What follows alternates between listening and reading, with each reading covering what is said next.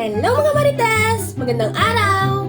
Ngayon nga pala ay kukuhanan kami para sa aming ID picture. At itong mga kaklase ko nga pala ay nag-aayos at naghahanda na rin. Kita nyo naman mga kagulo na. Si JJ nga pala ay inaayusan nitong si Maureen at bigla nga pala siyang hinalikan nitong si Mikloy. At nang matapos nga pala kami ay tinawag na rin ang aming section para umakyat sa may itaas sa may computer lab at hinintay ko nga pala itong si Maureen at si Chanel na aking kasabay pag-akyat. Pag-akyat nga pala namin ay nag-uumpisa na agad.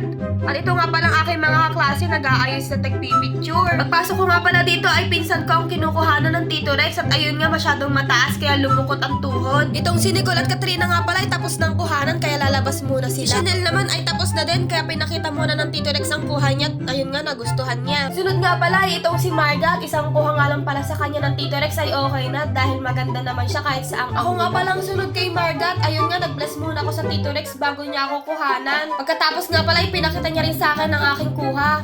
Sila nga pala ang ilan sa aking mga kaklase. Tapos na nga pala kaming kuhanan ng mga oras na yan, pabalik na rin kami sa aming classroom. At pagbalik nga pala namin ng classroom ay naglilinis na ang mga cleaners para kami nga pala ay makauwi na rin. Hindi nga pala kami nagdiretso uwi at dito nga ako angkas sa aking pinsan na si Kyle. Dito nga pala kami dumiretso sa Juan Cafe para magmerienda. Pumasok na nga rin pala ako dito at ito nga ang itsura sa looban ng Juan Cafe. At ayan nga, napakalinis at naka-aircon pa. Nakatambay nga lang pala kami ng mga oras na yan dahil hinihintay namin ang aming mga kaklase na si Chanel, CJ at Ramit. Sila nga pala'y lakad papunta dito. At pagkatapos nga pala ng ilang minuto ay dumating na silang tatlo at ito nga si Rami. Akala mo naman mayroong galit sa akin.